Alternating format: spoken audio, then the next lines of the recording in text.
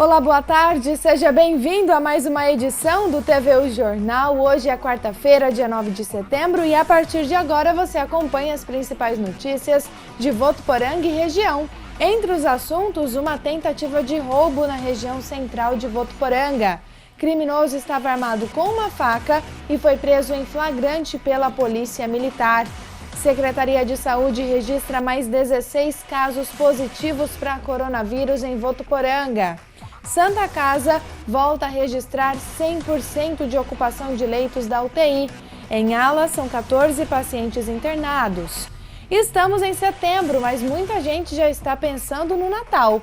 Nas prateleiras nos supermercados, produtos típicos já estão à venda. Tribunal Superior Eleitoral divulga regras de conduta para as eleições municipais em novembro, em meio à pandemia do novo coronavírus. Tem o esporte nos comentários de Josiano Garofolo. Amanhã tem Palmeiras e Corinthians em campo. A partir de agora você acompanha essas e outras notícias no TVU Jornal, que está só começando.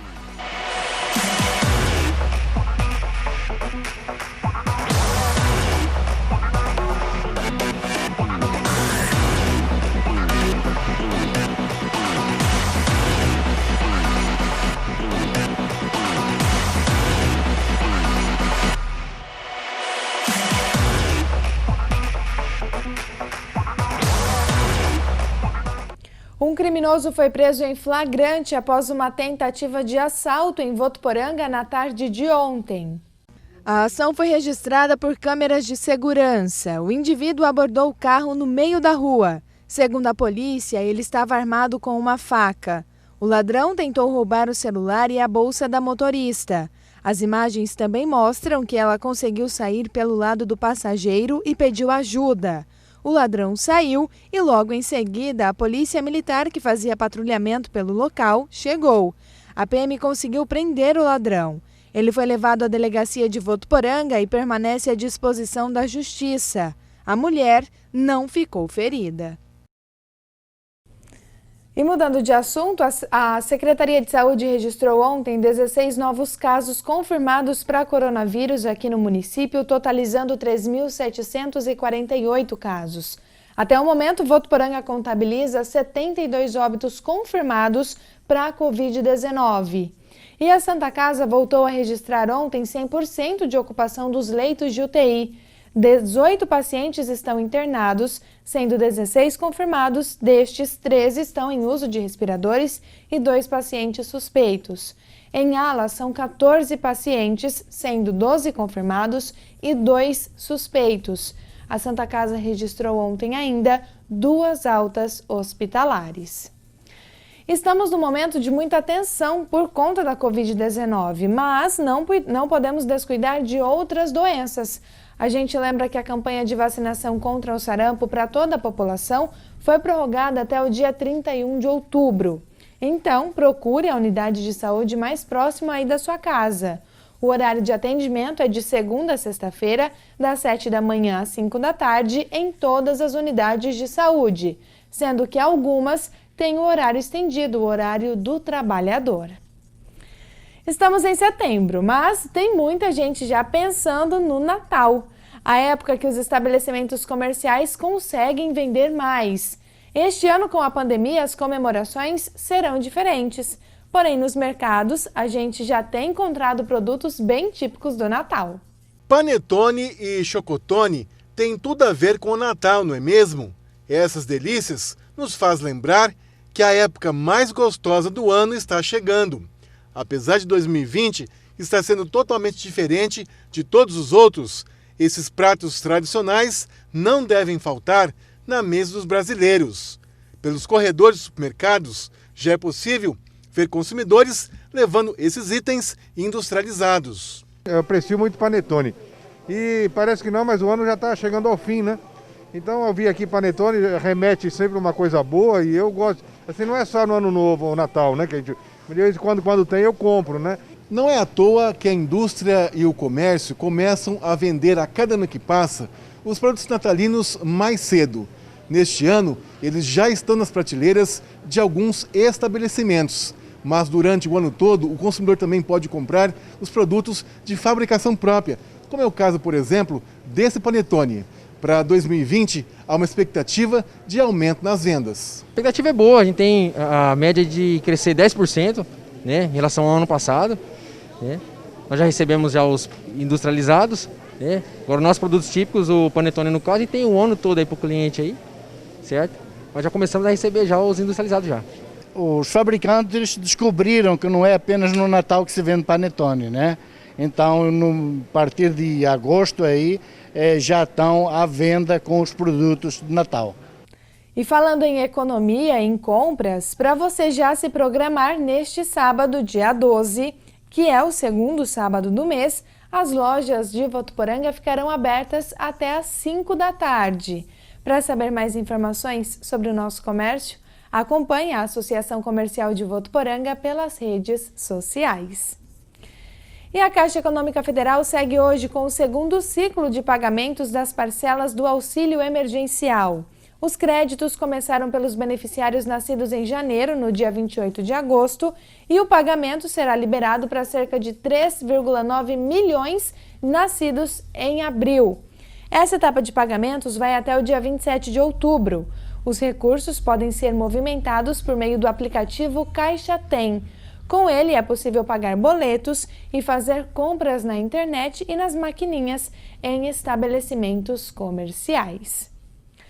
Vamos falar agora sobre política. O Tribunal Superior Eleitoral divulgou ontem as regras de conduta para as eleições municipais em novembro, em meio à pandemia do novo coronavírus.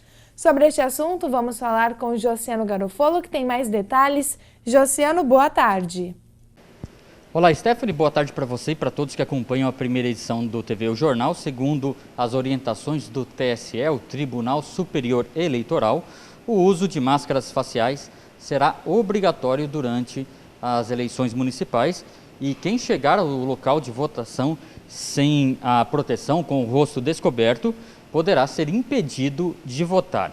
Há uma distinção também entre local de votação e sessão eleitoral.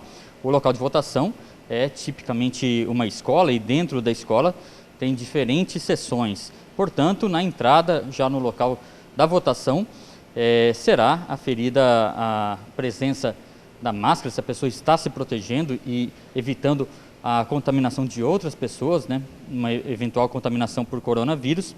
E se estiver sem a máscara, não poderá entrar. Então, é uma informação importante que já, apesar de ter um tempo ainda para a eleição, que será o primeiro turno, e no caso aqui de Votuporanga e cidades da nossa região, será decidida no dia 15 de novembro, então vale a pena esse recado. Também será obrigatória a higienização das mãos com álcool em gel, tanto antes quanto depois da votação na urna eletrônica. O equipamento em si não será limpo a cada votação e por isso caberá a cada eleitor fazer a sua higienização após votar em prefeito, vice e também em vereadores. E o tribunal recomendou ainda que cada eleitor leve a própria caneta para registrar a assinatura no local de votação. A ideia é evitar ao máximo o compartilhamento de itens e com isso reduzir as chances de contágio da Covid. Então, as eleições, assim como quase tudo na nossa rotina, também tem essas alterações, essa mudança no modo de funcionar, do modo de ocorrer, por conta da pandemia causada pelo novo coronavírus. E várias outras mudanças devem ser divulgadas até a data da eleição pelo TSE. Stephanie, eu volto com você. Obrigada, Josiano. E segundo o TSE, as regras valerão para todo o país no primeiro e segundo turno, marcados para 15 e 29 de novembro, respectivamente. Os locais de votação ficarão abertos das 7 da manhã às 5 da tarde, sendo as 3 primeiras horas preferenciais para pessoas com mais de 60 anos. Estamos no período de convenções partidárias e o Podemos, o partido, oficializou ontem o nome de João Garcia como pré-candidato a prefeito de Votuporanga. O anúncio foi feito pelo coordenador regional do partido, Euler Trento, e pelo irmão de João Garcia, o empresário Gustavo Garcia. A presidente nacional da sigla, a deputada federal Renata Abreu, chegou a gravar um vídeo declarando apoio à candidatura. Além de João Garcia, do Podemos, também são pré-candidatos Benedito Lacerda, do PT, Hericat Winkel, do PTB e Jorge Seba, do PSDB. Nós vamos agora para o intervalo e no próximo bloco o assunto é este tempo seco, a umidade do ar segue baixa e as temperaturas continuam altas. O professor Ricardo Martins orienta sobre como amenizar os efeitos deste tempo. Vamos saber ainda a situação da represa da Saev Ambiental, que está operando com 40% da capacidade. Tem ainda as notícias do esporte nos comentários de Josiano Garofolo, então continue com a gente que o intervalo é bem rapidinho.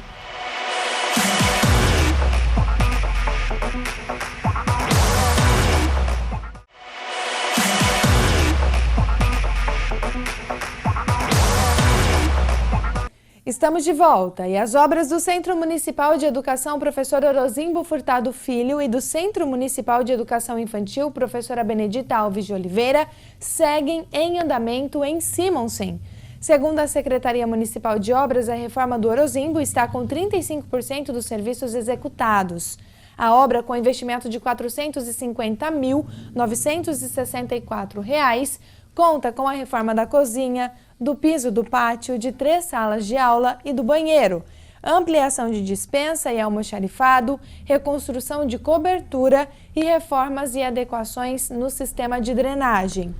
Já no CEMEI Professora Benedita Alves de Oliveira, a obra possui 8% de execução com realização dos serviços preliminares de demolição, retirada de entulho e fundação da ampliação que será feita no local. Com investimento de R$ 333.650, o local receberá ampliação de 2 salas de aula, além de adequação de salas de banho, cozinha e copa de funcionários, de solários e reforma de sanitários de acordo com as normas de acessibilidade e da vigilância sanitária. A gente muda de assunto novamente por conta da falta de chuva. Os cenários em rios e represas da nossa região estão bem diferentes. Na represa da Saev Ambiental, o nível da represa está em 40%. Segundo a autarquia, Votuporanga não tem, por enquanto, risco de racionamento. O que antes era água, agora é só terra e poeira. A represa municipal da Saev, responsável por 35% do abastecimento de Votuporanga, está com apenas 40% da sua capacidade total.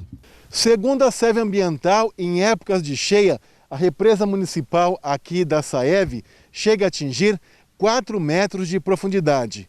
Hoje está com cerca de 1,70 m, uma situação bastante preocupante. Realmente faz mais ou menos 4 meses que não chove aqui em Votuporanga, então a situação é muito preocupante com relação ao abastecimento pela represa municipal. Por enquanto, não há previsão de racionamento, mas é importante que a população colabore economizando água. Nós pedimos que a população colabore também, gastando menos água, porque hoje tem uma média de 240 litros por dia por pessoa. E na nossa média geral, seria uns 200 litros a 180. Então, quer dizer, a população de Votuporanga está gastando uma água um pouquinho exagerada. Mas, por enquanto, não está descartado o racionamento. Mas precisamos de chuva. Hoje está abaixando em torno de 5 centímetros por dia. Se dentro desses 15 dias não chover, nós vamos adotar alguma coisa para racionar a água. Mas, por enquanto, o racionamento está descartado. Como a gente viu, então, a situação é preocupante e o tempo segue sem mudança prevista. A quarta-feira será de sol entre algumas nuvens e não tem previsão de chuva para nenhuma área. A umidade do ar segue baixa e registra índices menores que 20% nas horas mais quentes do dia. Hoje, em Sebastianópolis do Sul, os termômetros ficam entre 21 e 36 graus, a mesma temperatura em Paris, 21 e 36 graus. Em Votuporanga fica um pouquinho mais quente e a mínima para hoje é de 20, a máxima de 37 graus. Neste momento, a temperatura é de 36 graus. Como eu disse, não tem mudança prevista para esta semana, mas o tempo pode mudar, segundo os meteorologistas do portal Climatempo. A partir do dia 20, a passagem de 2 frentes frias deve conseguir provocar chuva em algumas áreas do estado de São Paulo. A previsão é que a primeira frente fria deve avançar no dia 23, um dia após o início da primavera, que começa oficialmente em 22 de setembro, e o segundo sistema está previsto para passar pela região próxima ao dia 28. Com a passagem destas frentes frias, a expectativa é de que volte a chover em áreas do interior do estado de São Paulo. Mas, enquanto isso, vamos continuar sofrendo um pouquinho com o tempo mais seco. Para a gente ter uma ideia, a umidade do ar hoje em Votuporanga varia entre 12% e 43%. Neste momento está em torno de 20% e deve atingir os 12% por volta das 6 horas da tarde. O professor Ricardo Martins gravou um vídeo para a gente e orienta sobre como amenizar os efeitos deste tempo mais seco. Que período seco é esse que nós estamos passando? Um período de tempo quente, muito empoeirado e com a baixa umidade relativa do ar. Estamos sofrendo muito. E uma das coisas que mais aparecem nesse período é a tosse. Por que ela aparece? Veja bem, a tosse ela é um mecanismo normal e um mecanismo de defesa do nosso organismo e não deixa com que agentes como vírus, bactérias ou algum tipo de estrutura oportunista entre para as nossas vias aéreas inferiores, infectando o nosso pulmão. Então a tosse ela é benéfica. Só que quando ela está associada a esse tempo seco, ela começa a ficar irritativa, exatamente porque a baixa umidade relativa do ar resseca a nossa mucosa e nós começamos essa tosse mais contínua. Uma tosse seca continuada, ela precisa ser protegida por elementos de hidratação das vias respiratórias e também hidratação do nosso corpo, bebendo bastante água e utilizando umidificação do ar ambiente. Agora, se a tosse vier associada a cansaço, fadiga, dor no corpo, mal-estar geral e principalmente com a presença de secreção purulenta, esverdeada, amarelada e a presença da febre associada, pode ser um princípio de infecção. Aí precisa ter o acompanhamento médico para que haja a medicação e outros tipos de elementos que vão ajudar a controlar essa febre e, consequentemente, essa tosse mais purulenta. Agora, quando a tosse vem apenas irritativa, associada a uma coriza, associada a uma irritação de garganta, isso é muito provável pelo período seco que nós estamos. Então, o que fazer? A primeira coisa, evitar fumaça próximo de você. Fumaça de cigarro ou fumaça da queima de lixo ou de pequenas fogueiras. Você tem que se livrar disso, porque isso é muito irritante. Outra coisa é pó, poeira, tanto no sentido doméstico quanto no ar ambiente. Então nós temos que manter o ambiente o mais umidificado possível, utilizando toalhas molhadas, bacias com água ou mesmo umidificadores para que haja o controle desse período mais seco que nós estamos. Nós temos que nos prevenir. E outra coisa importante é a hidratação do nosso corpo através da ingesta de água, sucos, chás e refrigerantes. Por quê? Esses líquidos vão fazer a hidratação do nosso sistema. Tente evitar ficar muito tempo sem tomar água. Então o ideal é de 2 a 3 litros de água por dia. E vai fazendo isso aos poucos para que o seu organismo comece a se hidratar e nutrir a tua célula adequadamente, evitando os riscos de algum tipo de doença. Se mantenha hidratado e longe da poluição ou doméstica ou que está no nosso ar ambiente. Um grande abraço e até a próxima! Dicas importantes do professor Ricardo Martins. Agora a gente fala sobre esporte aqui no TV O Jornal e a gente volta a falar com o Josiano Garofalo porque hoje tem rodada do Campeonato Brasileiro e amanhã tem clássico, Corinthians e Palmeiras. Josiano?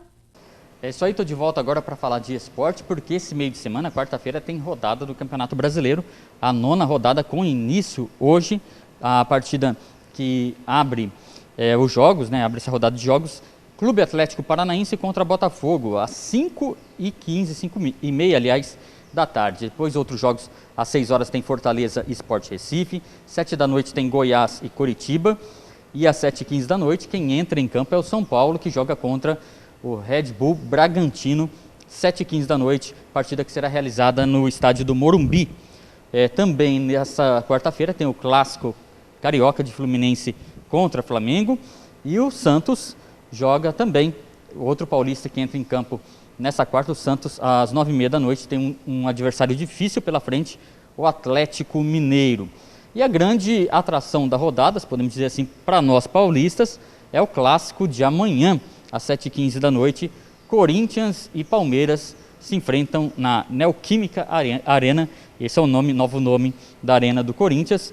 7h15 da noite, o reencontro dos finalistas do Campeonato Paulista. Também amanhã, quinta-feira, tem Internacional e Ceará, Bahia e Grêmio e Vasco da Gama contra Atlético Goianiense, encerrando essa rodada. A gente percebe que o campeonato agora começa a pegar um pouco mais, começa a engrenar, né? Pegar um pouco mais de ritmo, depois de todo esse período que o futebol ficou paralisado por conta da pandemia. Então, os torcedores, principalmente de Corinthians e Palmeiras, se preparando para esse clássico de amanhã, quinta-feira. Stephanie, eu volto com você. Obrigada, Josiano. E por hoje é só. O TV O Jornal fica por aqui. A gente se encontra novamente amanhã ao 12h30. Eu espero você. Até lá.